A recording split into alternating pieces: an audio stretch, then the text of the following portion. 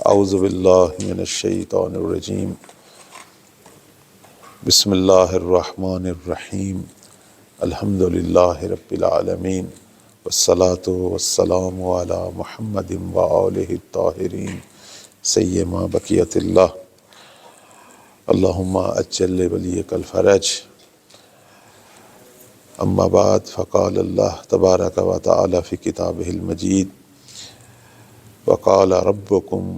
ادعونی استجب لکم۔ صلوات پڑھیں بر محمد و آل محمد، اللہم صلی علی محمد و آل محمد۔ دعائے ندبہ کا جو اہتمام ہوا، پروردگار آپ سب کی زحمتوں کو اپنی بارگاہ میں قبول فرمائے۔ دعائے ندبہ فقط دعا نہیں ہے، استغاثہ ہے، امام وقت سے اظہار عقیدت ہے، ان کی نصرت کا اعلان ہے، مولا کی بیعت کا اعلان ہے۔ قرآن کی تلاوت کے بعد سب سے بڑا مقام جو ہے وہ دعاؤں کا ہے۔ قرآن جو ہے وہ پروردگار کی کلام ہے اپنے بندوں کے ساتھ، اسے ہم کہتے ہیں قرآن مجید، لیکن دعا جو ہے وہ بندوں کی کلام ہے اپنے رب کے ساتھ۔ اللہ تعالیٰ کو بندوں کی کلام بڑی پسند ہے، جس طرح ہم سب کو قرآن مجید کی تلاوت بڑی پسند ہے، تو پروردگار کو بھی اپنے بندوں کی کلام جو اس سے کرتے ہیں وہ بہت پسند ہے۔ قرآن مجید میں خدا نے کئی بار جو ہے وہ اپنے بندوں کی دعاؤں کا ذکر کیا، حتیٰ حکم دیا، جیسے بھی آیت جو ہے سورہ غافر کی آیت نمبر 60 ہے کہ وقال ربکم، کہ یہ آپ کے رب کا حکم ہے کہ ادعونی استجب لکم، دعا کرو، مجھے پکارو، مجھ سے گفتگو کرو، اپنے راز و نیاز مجھے کہو، اپنی حاجات مجھے کہو، میں اسے قبول کروں گا۔ اب یہ ایک علیحدہ بحث ہے کہ بسا اوقات ہماری دعائیں قبول نہیں ہوتی،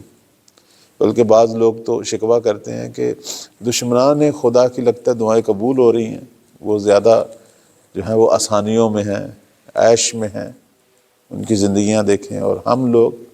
تو اس کا اپنا ایک فلسفہ ہے، چونکہ دشمنان خدا وہ لوگ ہیں جن کا آخرت میں کوئی حصہ نہیں ہے۔ اللہ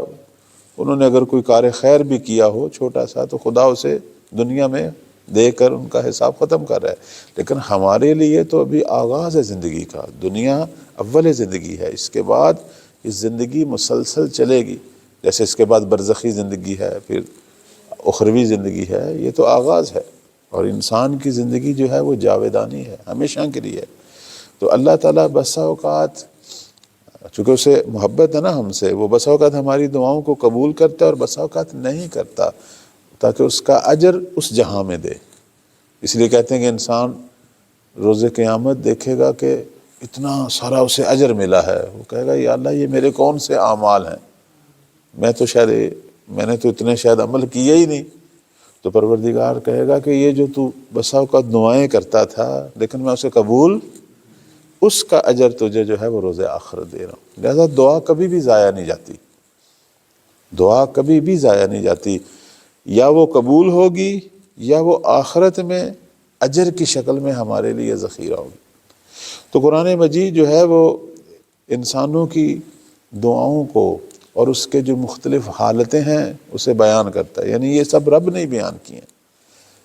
ویسے تو دعا جیسے یہ اجتماعی دعا ہے، دعائے ندبہ، لیکن بعض دعائیں ایسی ہیں کہ جو مخفی ہوتی ہیں، ان کو بھی اللہ بڑا پسند کرتا ہے۔ جیسے سورہ اعراف کی 55 نمبر آیت میں پروردگار نے حکم دیا ہے کہ ادعوا ربکم تضرعا وخفیۃ، کہ اپنے رب کو پکارو عاجزی سے۔ دعا کے اندر ہمیشہ عاجزی ہونی چاہیے، اپنے رب کو عاجزی سے پکارو، رب کو پکارو عاجزی سے، وخفیۃ، اور جو ہے وہ پنہانی۔ اس لیے دیکھیں ہمارے ائمہ علیہم السلام کی بعض دعائیں ایسی تھیں جو سب کے سامنے تھیں، بعض دعائیں ان کی جو ہیں وہ خلوت میں ہوتی تھیں، رات کی تاریکی میں، تنہائیوں میں۔ اور یہ بھی نقل ہوئی ہیں کہ مثلا بعض ائمہ کے اصحاب نے اماموں کی جو حالتیں نقل کی ہیں، اس میں ایسی دعاؤں کا ذکر ہے کہ جو ان کی اپنی خلوتیں تھیں، رات کی تاریکیاں، حتیٰ شہر سے باہر نکل جاتے تھے، یا مثلا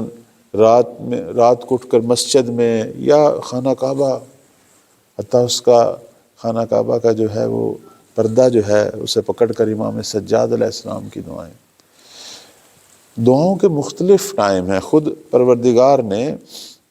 جو ہے وہ قرآن مجید میں بھی ذکر کیا، جیسے آپ دیکھیں یہ جو سورہ کہف کی آیت نمبر جو ہے وہ 28، اس میں اللہ تعالیٰ جو ہے وہ ہمارے نبی کو حکم دے رہا ہے کہ وَاصْبِرْ نَفْسَكَ مَعَ الَّذِينَ يَدْعُونَ رَبَّهُمْ بِالْغَدَاةِ وَالْعَشِيِّ، یعنی اے پیغمبر تو محبت کر، تو ان کی طرف توجہ کر، کن لوگوں کی طرف کہ جو اپنے رب کو پکارتے ہیں۔ غدات کہتے ہیں فجر سے لے کر طلوع شمس، یعنی سورج کے طلوع اور فجر کے درمیان والا جو وقت ہے، اسے عربی کے اندر جو ہے وہ غدات سے تعبیر کرتے ہیں۔ یہ بڑا اہم ترین وقت ہوتا ہے۔ معمولاً ہمارے لوگ جو ہے اسے سو کر گزار دیتے ہیں، لیکن کہتے ہیں کہ خدا کی بے پناہ رحمتیں اور برکتیں اس ٹائم ہوتی ہیں، اور جو اہل معرفت ہوتے ہیں وہ کبھی بھی یہ ٹائم نہیں سوتے، اور باقاعدہ تاکید بھی ہے، استحباب مؤکد ہے کہ انسان یہ ٹائم جاگ کر گزارے، قرآن کی تلاوت کے ساتھ، دعاؤں کے ساتھ یا مطالعے کے ساتھ۔ ہم ائمہ علیہ السلام کی زندگی، حتیٰ اپنے بزرگوں کی زندگی کو دیکھیں، وہ مسلسل تعقیبات کی حالت میں ہوتے تھے یہاں تک کہ سورج جو ہے وہ طلوع کرے، اور اس کے بڑے آثار ہیں انسانوں کی زندگی پر۔ آج جو بہت سارے لوگ پریشان بھی ہیں، اتنا سارا پیسہ ہونے کے باوجود پریشان ہیں، کہتے ہیں جی گھروں میں پریشانیاں ختم نہیں ہوتی۔ اس کی ایک وجہ یہ ہے کہ اس وقت کی ہم رعایت نہیں کرتے۔ یہ وقت جو ہے یہ آرامش کا ہے، انسان کی زندگی میں سکون دینے کا وقت ہے، برکتیں آنے کا وقت ہے، گھروں سے ٹینشنیں، مسائل، جھگڑے، پریشانیاں ختم ہونے کا وقت ہے۔ اور دوسرا جو وقت ہے وہ العشی، عشی کا جو وقت ہے، اس کے بارے میں ہمارے علماء فرماتے ہیں کہ یہ اول ظہر سے شروع ہوتا ہے یہ وقت، اور یہ تقریباً جو ہے بعض کہتے ہیں کہ یہ غروب آفتاب تک ہے، اور بعض کہتے ہیں کہ یہ اگلے دن کی صبح تک ہے عشی کا وقت۔ تو اللہ کو یہ دو ٹائم بڑے پسند ہیں، اس لیے آپ دیکھیں کہ صحیفہ سجادیہ کے اندر باقاعدہ جو ہے صبح و شام کی دعائیں ہیں۔ صحیفہ سجادیہ ہمارے پاس ایک خزانہ ہے دعاؤں کا، صحیفہ سجادیہ، اس کے اندر جو ہے میں آپ کی خدمت میں عرض کروں تقریباً جو ہے وہ 54 دعائیں ہیں، اور امام سجاد علیہ السلام نے ہر چیز کے لیے دعا، آپ اگر اس کی فہرست کی طرف نگاہ ڈالیں کس طرح مولا جو ہیں وہ دعاؤں کو، مثلا اللہ کی حمد و ثنا میں دعا، محمد و آل محمد کے لیے دعا، حاملین عرش کے لیے دعا، وہ لوگ جو نبی پر ایمان لائے ان کے لیے دعا، حتیٰ اپنے عزیزوں رشتہ داروں کے لیے دعا، صبح و شام کی دعا، غم دور ہونے کی دعا، اللہ کی پناہ میں جانے کے لیے، جب انسان پر شیطان یا نفس جو ہے وہ غلبہ کرنے لگے تو اس وقت کیسے اللہ کی پناہ مانگنی ہے، اسی طرح مغفرت کی دعا، اسی طرح اپنے اندر مکارم اخلاقی، صفات اخلاقی پیدا کرنے کی دعا۔ یعنی کس طریقے سے امام سجاد نے 54 کے قریب دعائیں، یہ خزانہ ہے ہمارے نزدیک۔ اور عجیب بات ہے، مجھے ایک شخص نے بتایا کراچی میں دوسرے مکتب والوں نے، انہوں نے ہمارے ہی امام کی یہ کتاب جو ہے صحیفہ سجادیہ کو مناجات صدیقیہ کے عنوان سے خود اپنے کسی ایک بزرگ کے نام سے چھاپ دی، چونکہ شیعوں کے اندر اس کتاب کی شاید وہ قدر و قیمت نہیں ہے۔ مثلا ہو سکتا ہے لیتے ہوں، بعض تو لیتے ہی نہیں، بعض لیتے ہیں لیکن ٹائم نہیں ہے ان کے پاس تلاوت کا، ہماری محفلوں میں نہیں پڑھی جاتی صحیفہ سجادیہ، یعنی انہوں نے دیکھا کہ یہاں ناقدری کا شکار ہے۔ البتہ یہ چوری ہے، جیسے پیسوں کی چوری ہوتی ہے، علم کی بھی چوری ہے، اور یہ بہت بڑی چوری ہے کتابوں کی چوری اور دعاؤں کی چوری۔ امام سجاد صرف ہمارے تھوڑے ہیں، ان کے بھی تھے، لیکن کتنی عجیب بات ہے کہ انہوں نے کھلم کھلا ہمارے امام کی دعاؤں کی کتاب کو اپنے ایک بزرگ کے نام سے، انہوں نے دیکھا شیعہ تو پڑھتے نہیں ہیں، چلو ہم جو ہے وہ، یہ ایک تنبیہ بھی ہے ہمارے لیے، ناقدری بھی ہے، جیسے کہتے خود امام زمانہ کی غیبت بھی، اس کا بھی ایک فلسفہ جو ہے وہ کیا ہے، ناقدری ہے۔ یہ ظاہراً 5ویں مولا امام محمد باقر علیہ السلام سے یہ نقل ہوا۔ اللہم صلی اللہ علیہ وسلم۔ کسی نے پوچھا کہ امام قائم علیہ السلام کی غیبت کا فلسفہ کیا ہوگا، تو فرمایا ناقدری، کہ جب اللہ تعالیٰ کسی قوم میں ہماری ہم نشینی سے خوش نہ ہو، یعنی ہم لوگوں کے درمیان ہوں اور لوگ ہماری قدر نہ کریں، تو یہ سنت الہی ہے کہ پھر خدا وہ نعمت جو ہے لوگوں سے لے لیتا ہے۔ اللہ نے 11 عظیم نعمتیں پیغمبر اسلام کے بعد، ان کے 11 اوصیاء کی نعمت ہمارے درمیان حاضر حالت میں ظاہر ہیں، ہمارے درمیان بھیجی، لیکن امت نے ناقدری کی۔ کچھ لوگوں نے ظلم کیا، کچھ لوگوں نے صرف دیکھا، لیکن نصرت جس طرح کرنی چاہیے تھی، ان کے مشن کے لیے، ان کے اہداف کے لیے جس طرح قدم اٹھانے چاہیے تھے، وہ قدم نہیں اٹھائے۔ نتیجتاً خدا نے جو ہے وہ نعمت جو ہے، یعنی نعمت جو ظاہر ہونے کی نعمت ہے۔ لوگ کہتے ہیں جی کیوں غائب ہیں، ہمارے سامنے کیوں نہیں؟ ہم خود اس کی وجہ بنے۔ آج بھی امام کی غیبت جو ہے وہ کیوں طلوانی ہو رہی ہے؟ وہ اشتیاق نہیں ہے مولا کے حضور کا اور ان کے ظاہر ہونے کا۔ اس کی ایک وجہ یہ بھی ہے، ہمارے اندر وہ شوق نہیں ہے۔ یہ تو آپ لوگوں نے محبت فرمائی، امام سے اظہار محبت ہے کہ آپ نے یہ دعا کا اہتمام کیا، ورنہ کتنے ہی لوگ اس وقت جو ہیں وہ جو شیعہ ہیں اور جو کہتے ہیں ہم ان کی امت ہیں، لیکن ان کو پتہ بھی ہے کہ روز جمعہ بالخصوص تاکید ہوئی ہے، اور کتنی زیادہ تاکید ہے دعائے ندبہ کی، لیکن وہ غافل ہیں۔ اور یہی غفلت جو ہے، یہ یعنی وہی ناقدری والی حالت جو ہے وہ ہے۔ البتہ اب تو بہت ماشاءاللہ لوگ کوشش کر رہے ہیں کچھ نہ کچھ جو ہے ان دعاؤں کے پروگراموں کو احیاء کیا جائے۔ روز جمعہ اس دعا کی بہت تاکید ہے اور خزانہ ہے یہ دعا۔ ویسے بھی کہتے ہیں کہ انسان کو ہر دن اپنے مولا کے حوالے سے دعا جو ہے پڑھنی چاہیے، بالخصوص دعائے عہد، یعنی یہ مومن کی ایک قسم کی نشانیوں میں سے، اور بالخصوص زمانہ غیبت کے مومنین کی نشانیوں میں سے ہیں کہ وہ اپنے دن کا آغاز اپنے مولا سے عہد و پیمان کے ساتھ کرے۔ بعض دفعہ دعائے عہد پڑھنے کا ٹائم نہیں ہوتا، کوئی بات نہیں، آپ اپنی ہی زبان میں مولا سے بیعت کریں کہ مولا پورا دن آپ کی منشا کے مطابق گزاروں گا، اور اگر آپ کا ظہور ہوگا آج تو میں آپ کا کھلم کھلا ناصر بنوں گا، اپنی جان آپ کی راہ میں دوں گا، اور اگر میں آپ کا ظہور درک نہ کر سکا، مجھے موت آ گئی، تو مولا مجھے ان لوگوں میں سے قرار دیں کہ جو رجعت کریں، جو پلٹیں اور آپ کی نصرت میں دشمنان خدا سے جنگ کریں حتیٰ شربت شہادت تک، یعنی اس حد تک اپنے آپ کو مولا کے اختیار میں قرار دینا، یہ ہے دعائے عہد۔ اور یہ دعائے عہد جو ہے یہ تحفہ ہے ہمارے پاس، خصوصی تحفہ ہے، اور یہ امام صادق علیہ السلام نے ہمیں جو ہے یہ ہدیہ کیا۔ صلوات پڑھیں بر محمد و آل محمد۔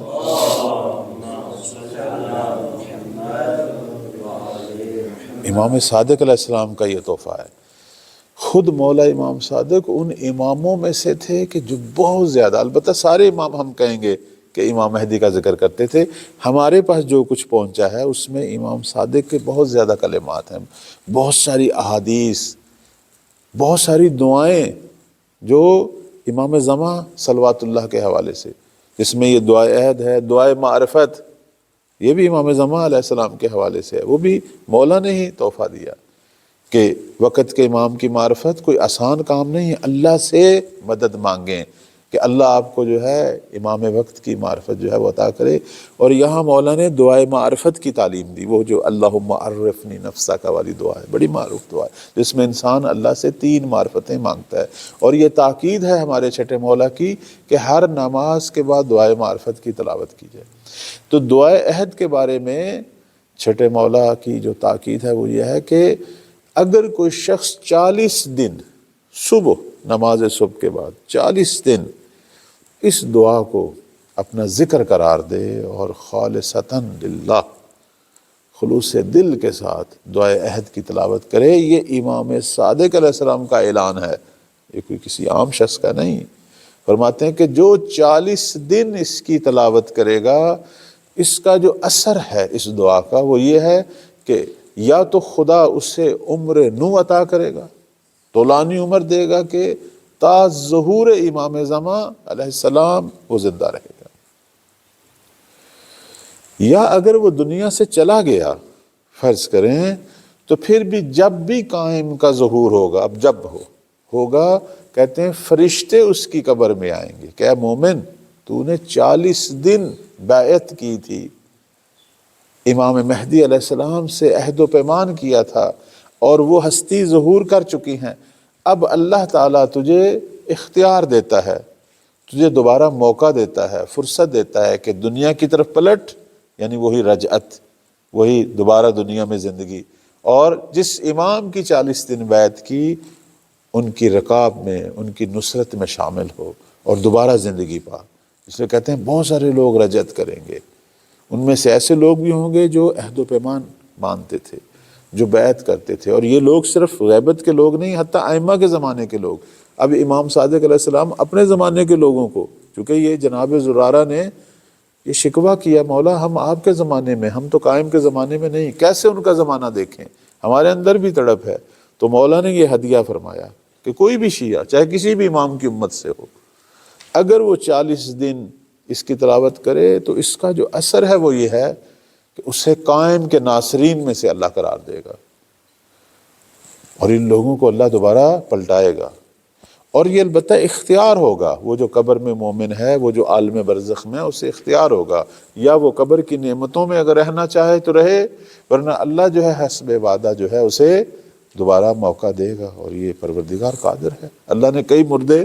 پہلے بھی آپ قرآن میں نہیں پڑھتے کتنے مردوں کو اللہ نے دوبارہ زندہ کیا، حتیٰ بعض نبیوں کو دوبارہ مرنے کے بعد زندہ کیا۔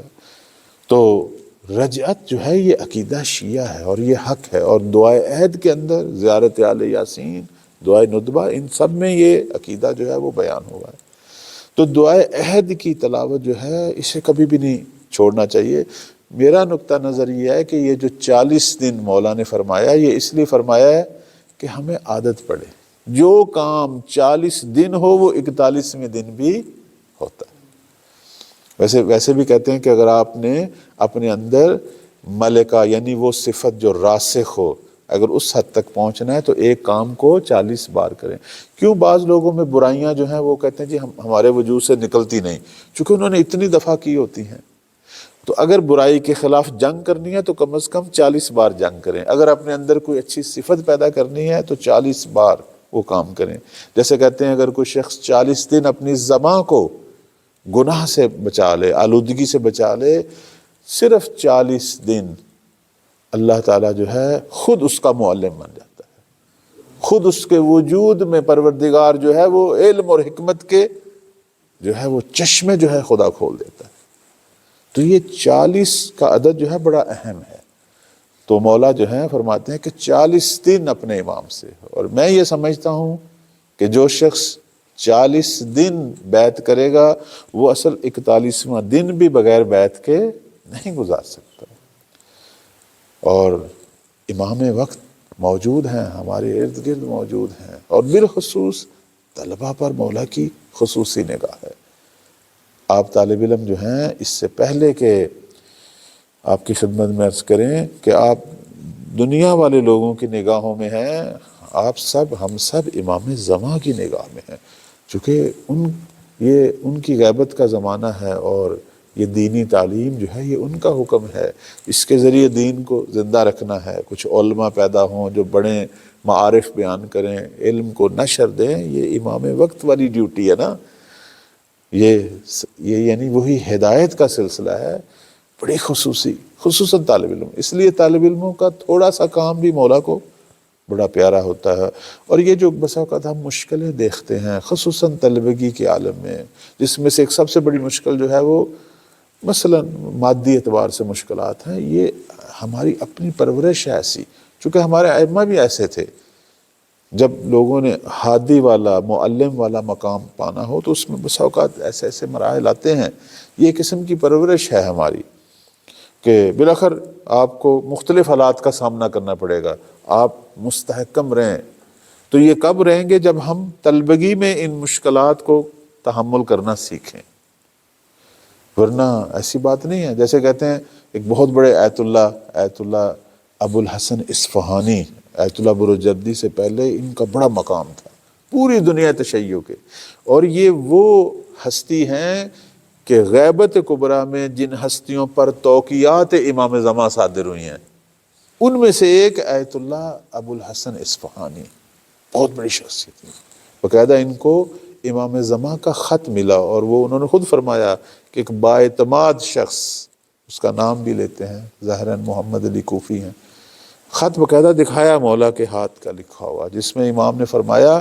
کہ آپ اپنے گھر کے اندر نہیں بیٹھنا، گھر کی دہلیز پہ بیٹھیں، تاکہ جو مسائل فقہیہ پوچھنے کے لیے آ رہے ہیں، تاکہ وہ جو لوگ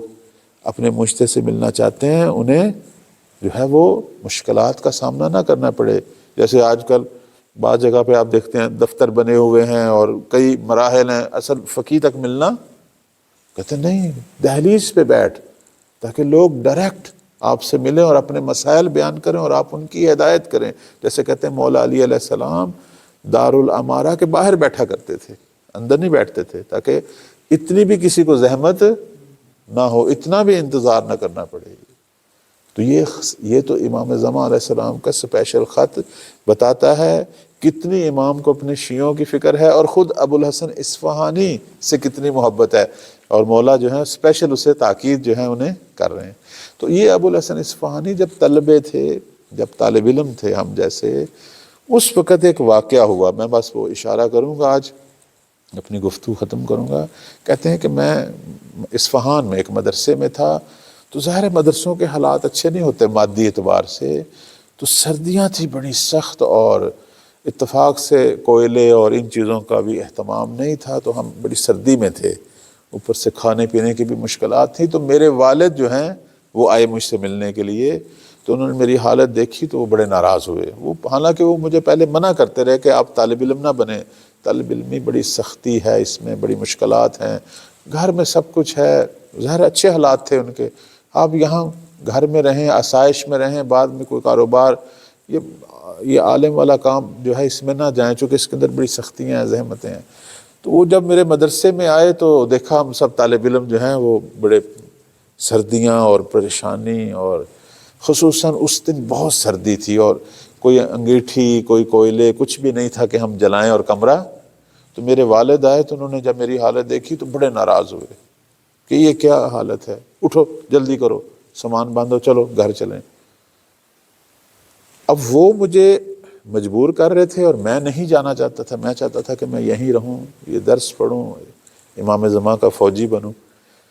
اب والد کا بھی حکم تھا، وہ بھی میں نظر انداز نہیں کر سکتا تھا. تو اسی عالم میں نے رونا شروع کر دیا، اور ان کا یہ جملہ تھا کہ کوئی آپ کا یہاں والی وارث نہیں ہے،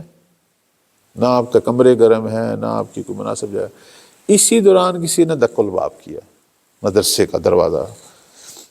خادم نے باہر جا کے دروازہ کھولا اور مجھے آواز دی کہ